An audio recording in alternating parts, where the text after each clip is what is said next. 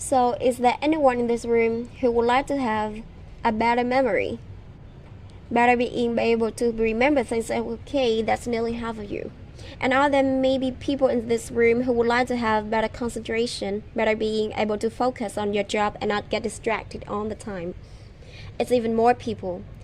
Well, I can tell you, if these things don't work the way you want them to, it may have to do with stress. And luckily, there are things you can do to improve it. I'm trained as a neurobiologist and I work as a science journalist, so you can say I know a thing or two about this precious organ. But there can be quite a gap between knowing a lot about the brain and actually being good to it, I learned. When I started off as a science journalist 20 years ago, I was so eager to show the world that I could do it. I took on every assignment I could have. I interviewed every hotshot around. I worked away past midnight, and I had to get up early because I had 2 little kids and a hard-working husband, all sorts of challenges, and no time to think. Now we all know where that leads to, right? I couldn't believe it, but I had a burnout. And I felt my brain had just given up on me. I wasn't able to plan anymore. I couldn't decide from a large to-do list what to do first, what to do next. I couldn't concentrate on my work. I couldn't remember anything, and my emotions were all over the place, mainly low. And as a science journalist, as a brain scientist, I knew that chronic stress is devastating for your brain. It gets marinated in a toxic cocktail of stress hormones, and it affects 2 areas in particular. The first area is the frontal lobe, and I brought a human brain model here and sits in your head like this. And this frontal lobe, we use this to do exactly all the things I just mentioned, to make a set a goal, to make a plan, to decide what to do first, what to do next. It's a seat of your working memory. You use it to focus on your job, and it keeps your emotions under control. And the second vulnerable part is the hippocampus. It's on either side of the brain, a bit more in the middle. And this is the core of our memory. Now, why are these 2 areas so sensitive to stress? It's because stress hormones, high stress hormone levels, literally make these cells in these areas shrink. You see brain cell here of a rat. This is the cell body, and you see all those long extensions, those branches and twigs, and they reach out to other neurons and they make contact with each other, so they form a network. And in rats and in people who are chronically stressed, you see that these branches disappear, the contacts break down, that they just dissolve, and the network just doesn't work as well anymore. So that's bad news, right? But luckily, brain science has revealed many things you can do to counteract it. And I discovered that when I dove into the literature and in search for ways to improve the brain, and I'll share with you the 4 most important ones. By far, the best thing you can do for your brain is be physically active. Now, we all know that being physically active is good for you, right? But there can be quite a gap between knowing this and actually doing it. Yeah.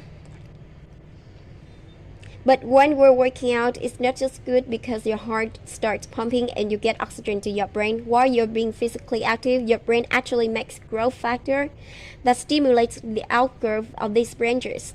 They grow out again and reestablish contact, maybe even new cells are formed. So while you're working out, you're not just working on a gorgeous body, but you're also working on a gorgeous mind. And you don't have to run a marathon if that's not your thing, because the research shows that people who just walk briskly for 3 times a week, 45 minutes a day, a week, a period. 3 times a week, 45 minutes, their hippocampus is already bigger in size than in people who only do stretching exercise. So I used to decide to first get that deadline and then go to the gym, maybe later, maybe next week. But I don't do that anymore, and I'll first go to the gym and then get a deadline. The second very important thing you can do for your brain is sleep well. Now, I'd like to see your hands. Who of you has slept 8 hours last night? 8 hours. Well, you're doing quite okay. I think it's 40%. There can be quite a gap between knowing that sleep is good for you and actually do it? But I can tell you, and you may know already, sleep loss is a chronic stressor for your brain as well. Already after one night without sleep, you know that your concentration isn't bad, your memory is worse, you're irritable. So that's only after one night of sleep is the area behind your forehead starts malfunctioning, let alone after many nights of too little sleep. While we sleep, our brain reorganizes itself. The good connections are strengthened, the bad connections are taken out, and it washes itself clean from waste products. So we really need that for a good working brain. Now, I told you I worked till way past midnight, but I don't do that anymore. I make sure I get my 8 hours of sleep. It's really difficult for me because I'm a night owl and I'd like to stay up late, but whenever I miss an hour or two, I make sure I make up for it in the next night. Of course, your brain then also needs good building blocks, food.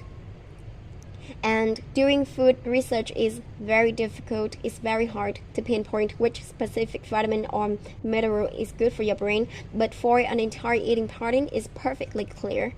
People eat a Mediterranean diet, have a better brain for a longer time with a better memory and better concentration. Now, what is that? A Mediterranean diet. It sounds like it's old pizza and pasta, maybe. Maybe you thought that, but that's not the case. It's large amounts of fruit and vegetables. That's the basis. You see fish here. Lying fish is very important because it provides omega-3 fatty acids, and these are essential building blocks for our brain, and we cannot make them ourselves. Where you see some other proteins and grains, and you also see these healthy fat, olive oil, and nuts. And in some studies, these seem to be the two secret ingredients that keep your brain healthy for a long time. Just saying. Maybe some eagle eyes in the room have spotted a bottle of red wine. I don't know if you saw that. I had it here behind the label. No, it's not good for you. I'm sorry, not for your brain at least. Then there's a fourth thing that you can do for your brain is that meditate. And this is maybe even a harder area to do research on, but there's an increasing fire scientific papers that show that daily meditation can have beneficial effects on your focus and your attention. And a basic way you can look at meditation as a training of your attention, because you sit with your eyes closed and you focus on your breath, and your mind wanders off to something you have to do and put it back on your breath, and it happens. And you train your attention and also your flexibility, your emotion control. It seems many of these functions of the area behind your forehead are strengthened by meditation training.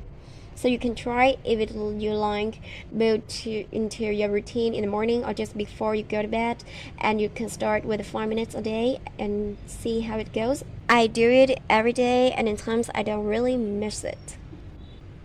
So with these 4 adjustments in your life, you can really counteract the devastating effect of chronic stress and make your brain resilient to it.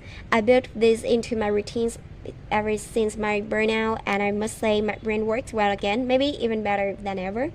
And I know now that's perfectly fine to work hard and long hours as long as I take good care of my brain. So I hope I've made the gap between knowing and doing a little bit smaller for you today. And I can only ask you, please be good to your brain, because it's the crown of who you are, so treat her like a queen. Thank you.